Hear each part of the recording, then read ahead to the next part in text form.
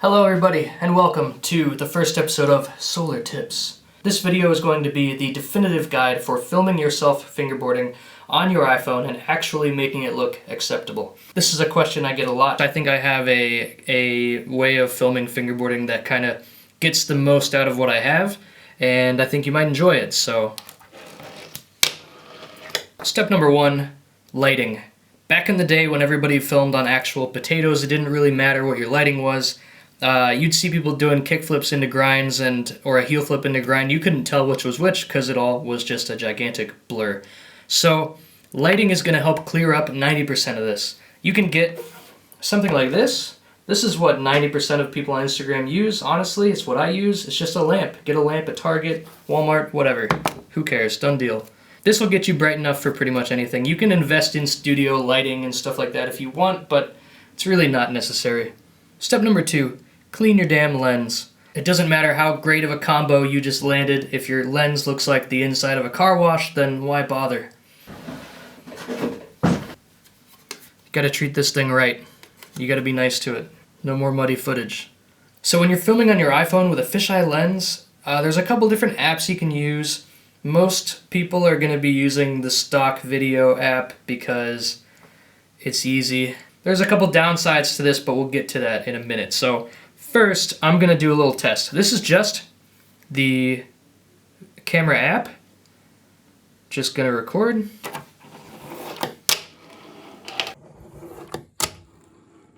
Alright, so if you take a look at this video, you can see that it's really overexposed. It's too bright. The motion blur is just extreme. It doesn't really look that great. Also, you can notice the vignette on the fisheye is wobbling all over the place, which absolutely drives me insane. So we're gonna try something else with the stock lens. What you want to do is you want to put your board underneath your lighting area, and you want to just hold it down on your board until it blinks like that, and then you can adjust the exposure. So you could turn it down a little bit probably, and we'll give that a shot.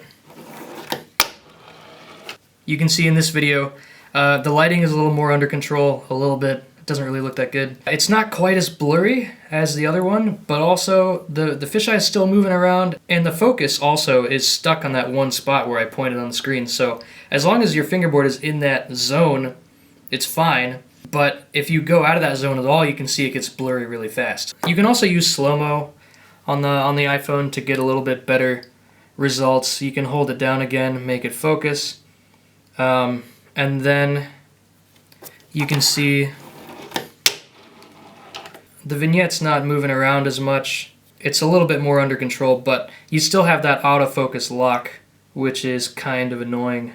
App number 2 you can use to film that I recommend, Filmic Pro. Looks like that. Basically, this app lets you unlock the real potential of your phone's camera. You're going to do the same kind of thing. Put your fingerboard under the light. You can choose 1080, 60 frames per second. That's what I always shoot in because I get the best results slowing that down halfway. You still get a nice 30 FPS, which is good for Instagram. Anything else is overkill. When you got your fingerboard underneath the light, you can tap that circle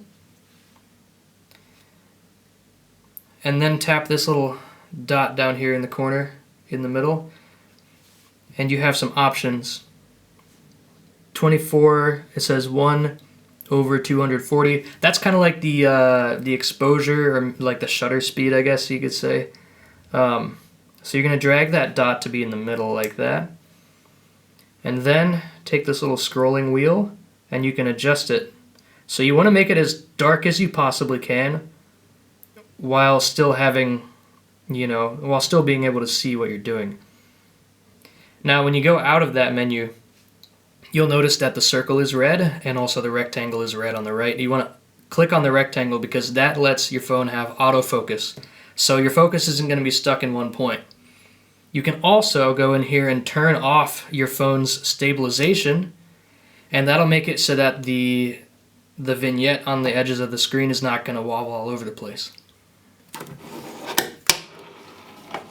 Okay, now you can tell when watching that it's a lot smoother because there isn't all that motion blur. For something like fingerboarding, you don't want motion blur. Maybe for other things to show action or whatever, like that's fine, but for fingerboarding it just gets in the way and makes your image look sloppy, in my opinion. So we've eliminated the motion blur. Now it's 60 frames per second. You can slow that down, it's gonna look good.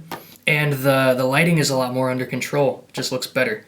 Alright, so hopefully with that you can kind of see the difference in the types of filming apps that you can use, and you can see the advantage that using something like Filmic Pro has. Now Filmic Pro does cost money, it's not free, which sucks, but your videos will look a lot more professional.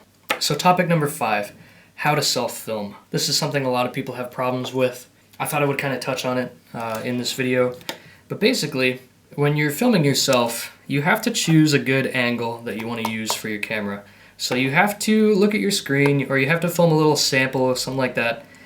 And you gotta say, like, does that look good? Does it look like it's too far up, too far down, whatever. You gotta try to find what seems like a good angle, and then command your hand to just keep it level as much as possible. So you gotta watch what you're filming at the same time that you're fingerboarding, which is hard, but once you get used to it, you're able to kind of keep in check, like, okay, am I tilting the camera too much? I gotta make sure I keep that angle while you're also fingerboarding. So it just takes practice, but you gotta be tough on yourself, and you gotta make sure that you're not doing this a whole lot. Also, you gotta know your lens. If you're filming with a DSLR with a fisheye, you probably can't get as close, or else you'll go out of focus. If you got a depth lens on an iPhone like this, you can get really close without losing focus. So get as close as you can. You know, if you have a lens like this that you can do that, a good way to make sure you're always focused on the board is just to really try to force yourself to be up on that thing all the time. And that way you kind of guarantee that you're gonna get the picture without trying too much. If you have a big DSLR lens or GoPro or something like that, you have a longer minimum focusing distance, you're gonna have to give more space in order to be in focus, or in order to see the whole picture, and that's just how it is. So you have to be aware of your equipment, and you have to know how to work around it. So adapt your self-filming style to fit whatever the equipment you have. Alright, topic number 6 is slow-mo, how to use slow-mo. A lot of times you'll film a trick, and it'll be maybe too fast. Like, if you're watching that right now on that camera, you probably can't really, like, it's not as clear if you have motion blur, things like that. So slow-mo is kind of a useful tool with fingerboarding because, unlike skateboarding, there are times when things just happen too fast on a fingerboard that you can't really see what happened. If you're flipping into grinds really fast and you're doing a lot of stuff, your style's like kind of quick, then you're gonna want to use slow-mo because it makes it more enjoyable. You can actually tell what's going on. When you're editing your videos, you gotta think about people watching it, and you gotta think about what it's gonna look like to them. So just because you know that you did a kickflip 50-50 doesn't mean that it's gonna be obvious to everybody else. Alright, so that's really all I have to say. Hopefully this made it more clear on how I film fingerboard videos. And if you guys have any questions, of course, leave a comment, and I'll be making more of these in the future on other things. See you later.